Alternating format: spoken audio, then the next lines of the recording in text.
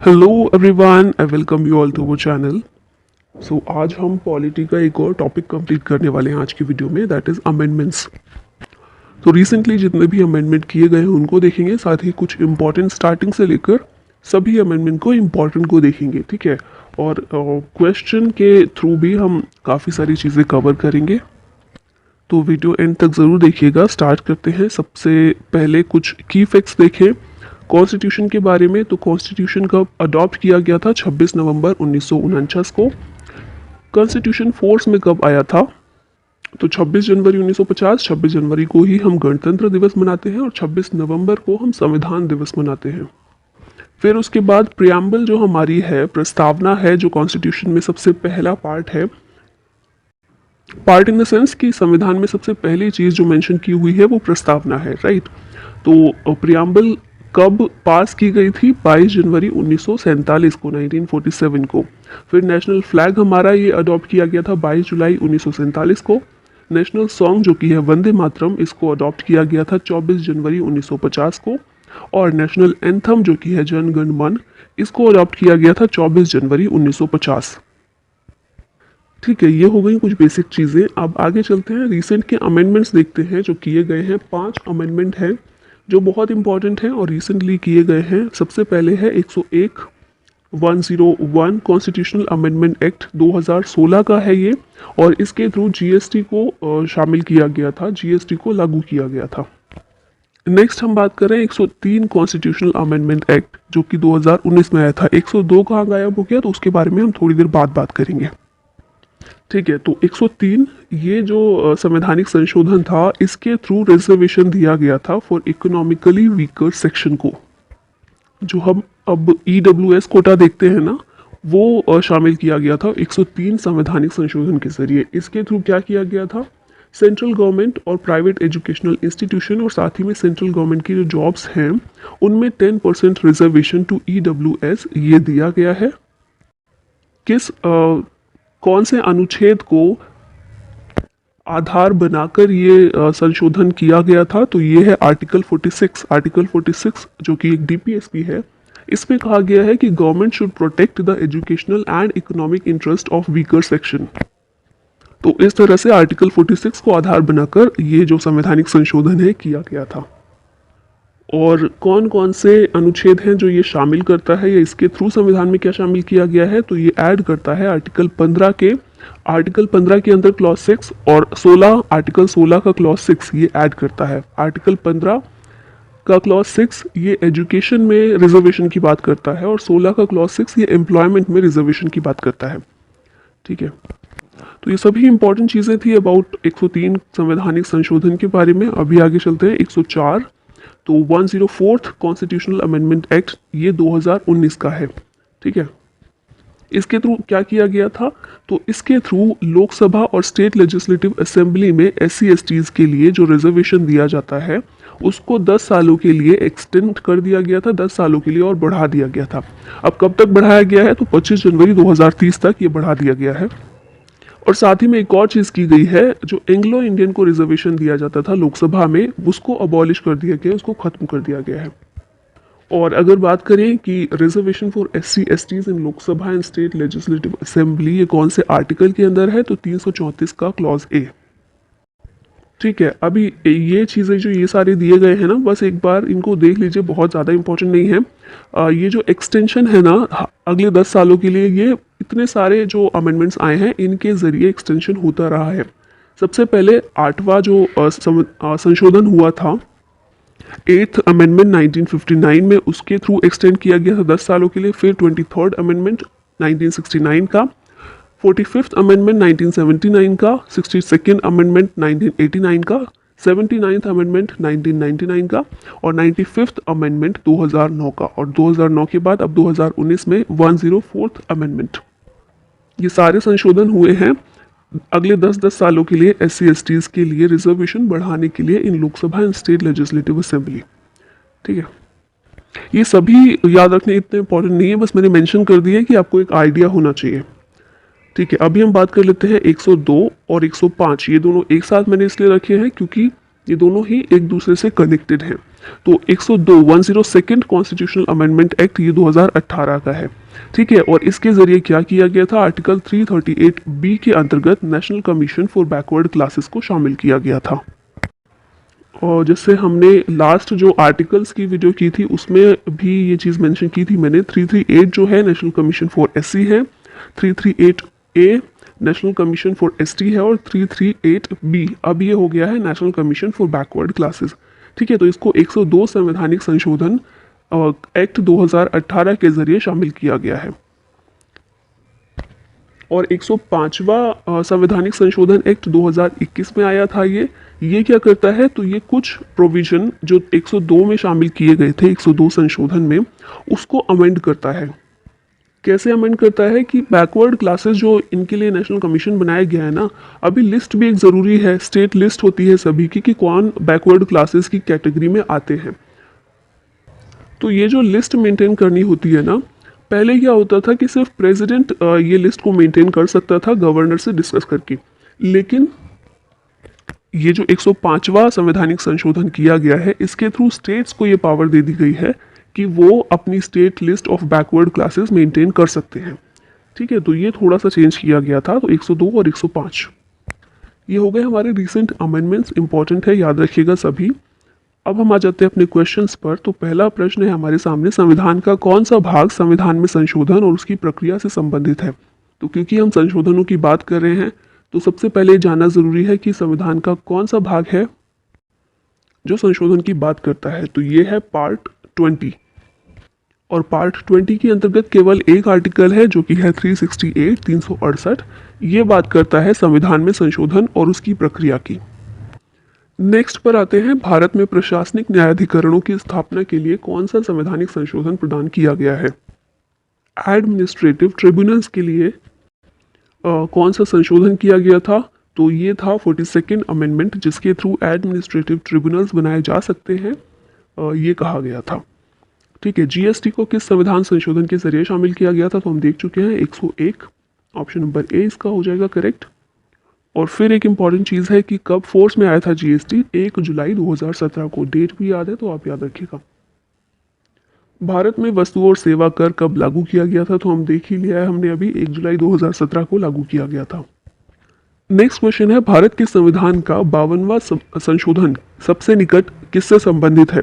तो ये जो 4 ऑप्शन दिए हैं इसमें सबसे निकट संबंधित है एंटी डिफेक्शन लॉ से। तो 52वां जो संविधान संशोधन है ये एंटी डिफेक्शन लॉ की बात करता है, और कब ये आया था, कब किया गया था, 1985 में। ठीक है, और ये जो संशोधन किया गया था इसके तहत संविधान में 10वीं अनुसूची जोड़ी गई थी, शेड्यूल 10 संविधान में ऐड किया गया था।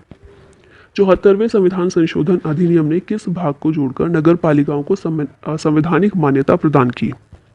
तो 73rd और 74th ये रिलेटेड हैं पंचायत और नगर पालिका से, राइट। तो इसके तहत पंचायत के लिए पार्ट 9 ऐड किया गया था और नगर पालिकाओं के लिए पार्ट 9A ऐड किया गया था।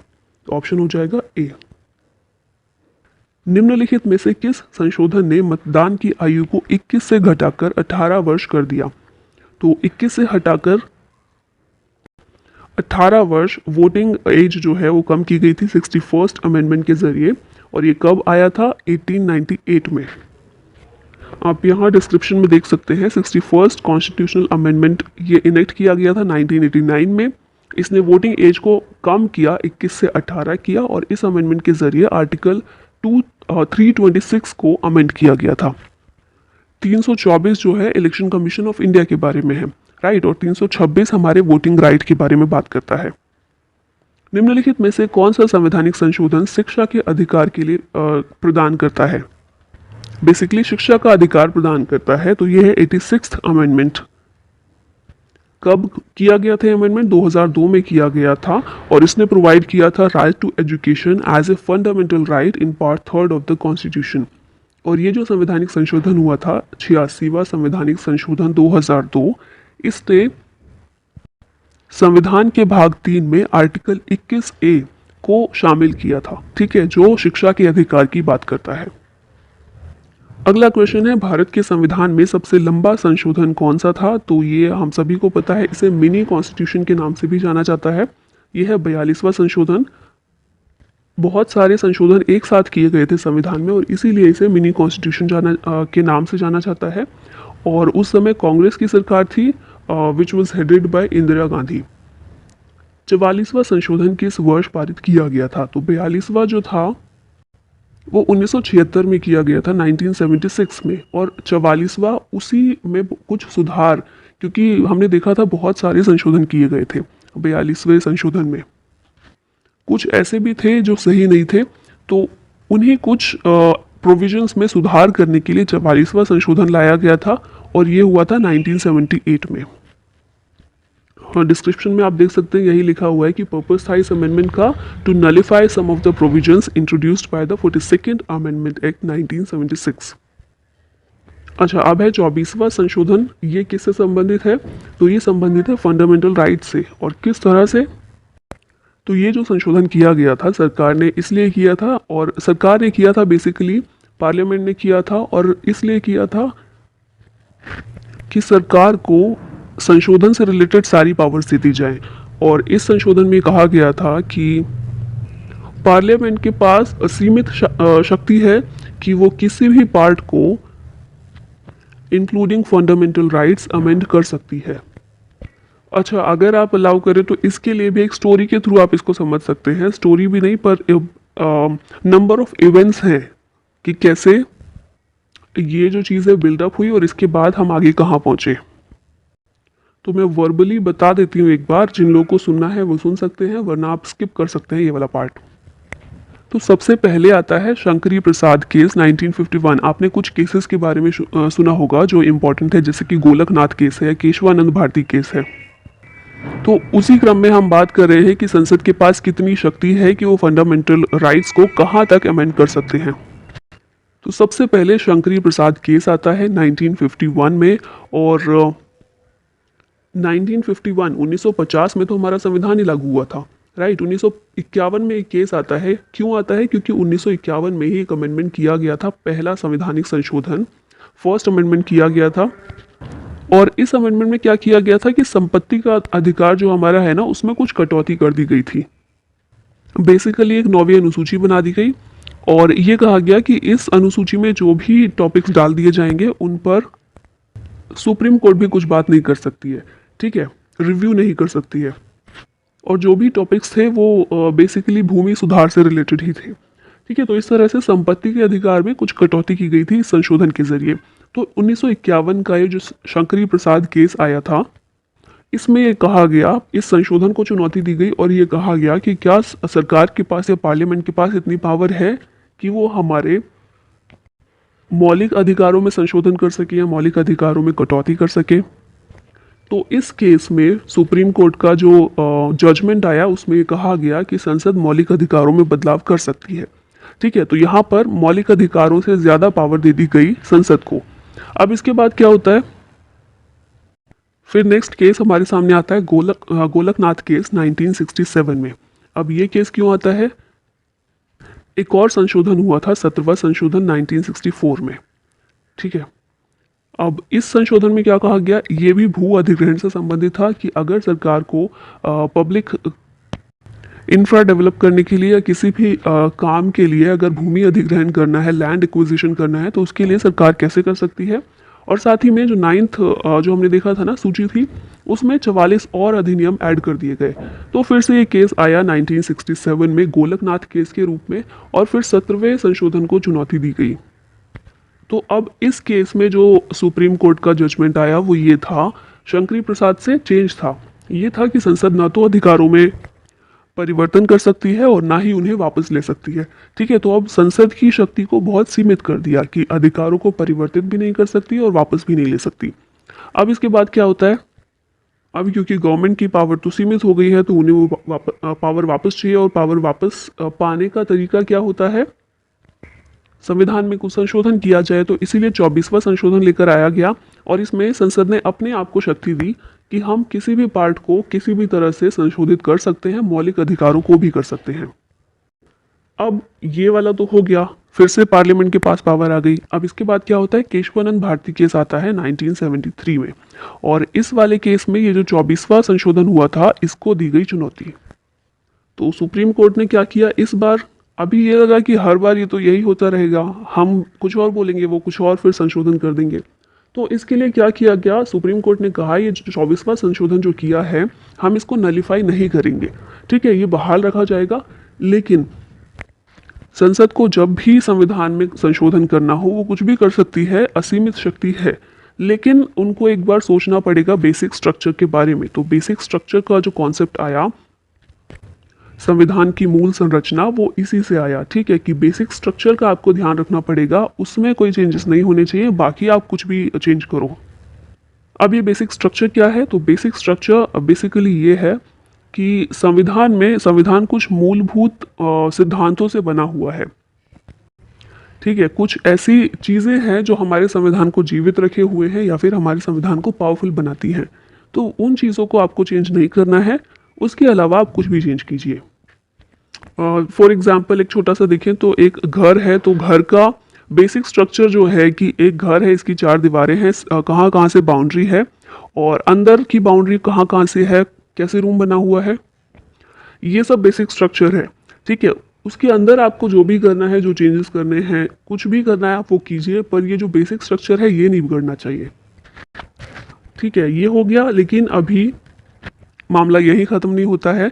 इसके बाद अब कॉन्सेप्ट ऑफ बेसिक स्ट्रक्चर तो दे दिया गया सुप्रीम कोर्ट के द्वारा, लेकिन अब क्या किया गया, संसद लेकर आई 42वां संशोधन, जिसको हम मिनी कॉन्स्टिट्यूशन के नाम से जानते हैं। 1976 में ये अमेंडमेंट किया गया था और इसके तहत संसद ने फिर से अपने आप को शक्तियां दे दी बहुत सारी, और संसद ने कहा कि संसद की विधायी शक्ति की कोई भी सीमा नहीं है, और संसद अगर कोई भी संशोधन कर रही है तो उसको न्यायालय में चुनौती नहीं दी जा सकती, ठीक है। तो इस तरह से अब यही खत्म कर दिया संसद ने कि अगर हम अब कोई भी संशोधन कर रहे हैं तो उसकी चुनौती देने के लिए गोलकनाथ या केशवानंद भारती जैसे केस अब सुप्रीम कोर्ट के पास नहीं जा सकते हैं, ठीक है। तो 42वां संशोधन हुआ था 1976 में, बहुत सारे चेंजेस किए गए थे, जिसमें से एक चेंज ये भी था।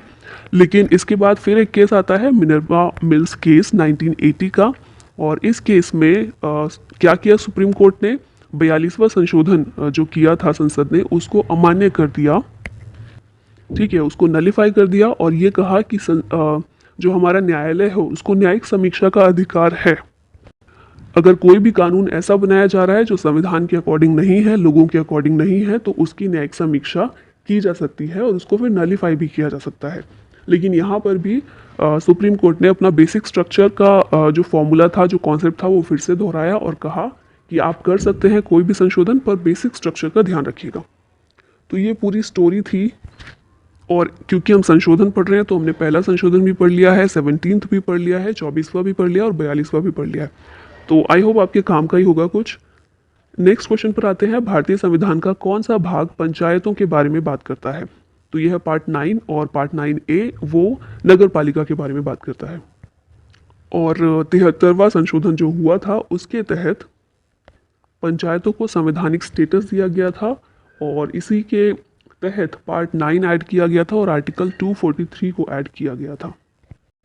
अब पूछा गया है भारतीय संविधान में पहला संशोधन कब किया गया था, तो ये तो आप इजीली अब बता सकते हैं, 1951 में किया गया था, संविधान लागू होने के बिल्कुल 1 साल बाद ही। और इसमें validation of zamindari abolition laws लाए गए थे, जमींदारी लॉज जो थे उन्हें अबॉलिश किया गया था। साथ ही भूमि सुधार और कृषि सुधार के लिए कदम उठाए गए थे, उसी के तहत 9वीं अनुसूची शामिल की गई थी। निम्नलिखित में से किस संविधान संशोधन अधिनियम ने संपत्ति के अधिकार को मौलिक अधिकारों की सूची से हटा दिया। तो संपत्ति का अधिकार किसके जरिए हटाया गया था, तो ये मिनी 44वां जो संशोधन था 1978 का, जो मिनी कॉन्स्टिट्यूशन में सुधारों के रूप में आया था, उसमें संपत्ति के अधिकार को हटा दिया गया था। हटा दिया गया मतलब ये नहीं कि पूरी तरह से हटा दिया गया। पहले आर्टिकल 31 के तहत ये मौलिक अधिकार था, लेकिन बाद में इसको एक लीगल राइट बना दिया गया अंडर आर्टिकल 300A।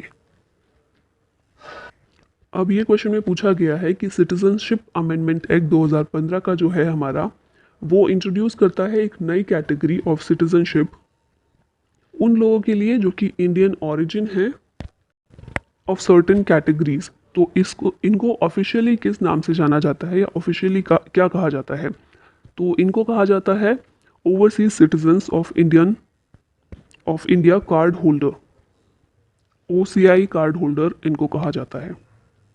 तो हमारे क्वेश्चंस खत्म हो चुके हैं और अब हम आ गए हैं कुछ इंपॉर्टेंट आर्टिकल्स पर। तो सबसे पहले फर्स्ट अमेंडमेंट 1951 का, ये हम बात कर चुके हैं बहुत डिटेल में, तो इसके ज़रिए 9th शेड्यूल कॉन्स्टिट्यूशन में ऐड किया गया था।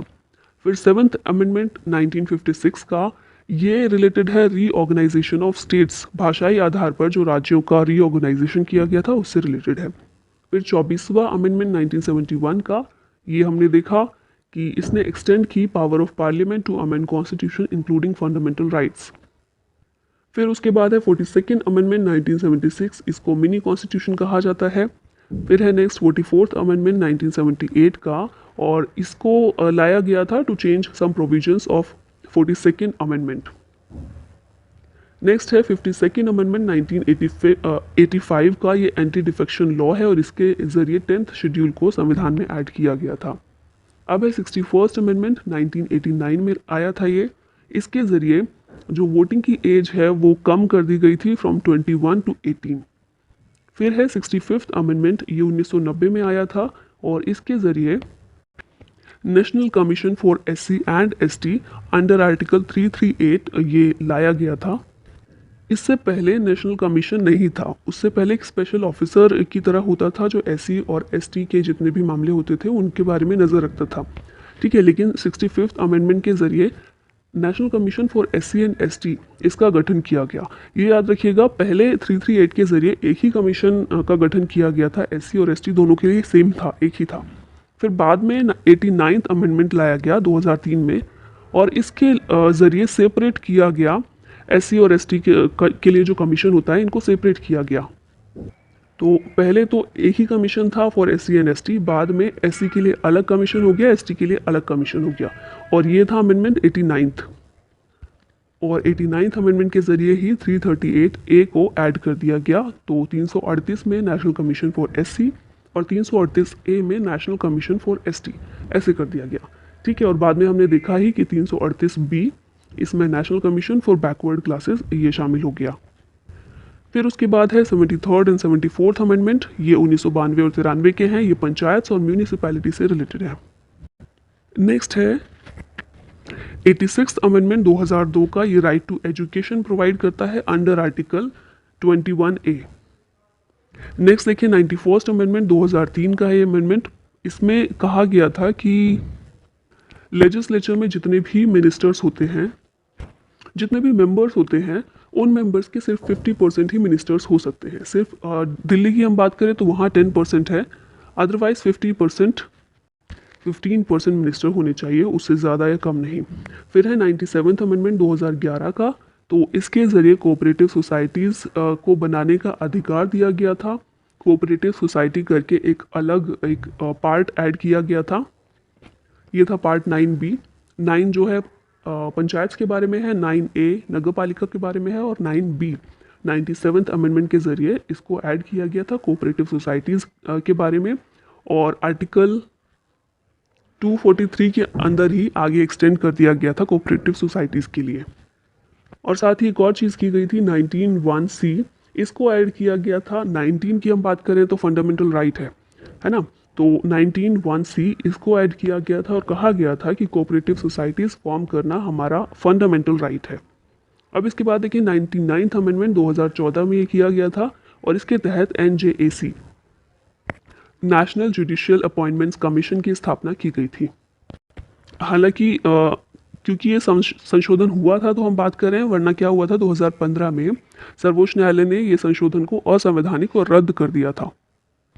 इसका भी बेसिकली एक स्टोरी सी ही है कि इवेंट्स के बाद इवेंट्स होते गए कि सुप्रीम कोर्ट में जो जजेस हैं उनकी नियुक्ति कौन करेगा और कैसे की जाएगी, तो उसी के तहत ये एक अमेंडमेंट था जिसके तहत NJAC को स्टेब्लिश किया गया था। लेकिन इसको रद्द करके जो पहले से चली आ रही कोलेजियम प्रणाली थी उसी को लागू कर दिया गया था, ठीक है। फिर हम आते हैं 100th अमेंडमेंट, 100वां संशोधन 2015 में किया गया था, और ये किस लिए था, तो इसके तहत लैंड एक्सचेंज किया गया था बिटवीन इंडिया एंड बांग्लादेश, ठीक है। अब एक इम्पॉर्टेंट चीज़ है, मैंने यहाँ कंपाइल कर दिया सबको। जो हमारे संविधान में लैंग्वेजेस हैं, स्टार्टिंग में कितनी थी? 14 थी। अभी कितनी है? 22 है। तो 14 से 22 तक हम कैसे पहुँचे, कितने संशोधनों के ज़रिए, वो एक बार देख लेते हैं। तो इसके लिए सबसे पहला जो लैंग्वेजेस के लिए हुआ था, 21st अमेंडमेंट 1967 का था। इसके तहत 8th शेड्यूल में सिंधी लैंग्वेज को ऐड किया गया था एज 15th लैंग्वेज। ठीक है, लैंग्वेजेस कौन से शेड्यूल में दी गई हैं? 8वें में, ये भी याद रखिएगा। तो पहला संशोधन हो गया 21st। सेकेंड जो हुआ था 71st हुआ था 1992 में। इसके तहत कोंकणी, मणिपुरी और नेपाली, ये 3 लैंग्वेजेस ऐड की गई थी, 16, 17 और 18। ठीक है, तो अभी हो गई 18 लैंग्वेजेस। अब इसके बाद आया 92nd अमेंडमेंट, 2003 में हुआ था ये। इसके तहत बोडो, डोगरी, मैथिली और संथाली, इन लैंग्वेजेस को ऐड किया गया था 8वीं अनुसूची में, 8वें शेड्यूल में। और इसी के साथ 19, 20, 21 और 22, तो आज हमारे पास कुल 22 लैंग्वेजेस हैं।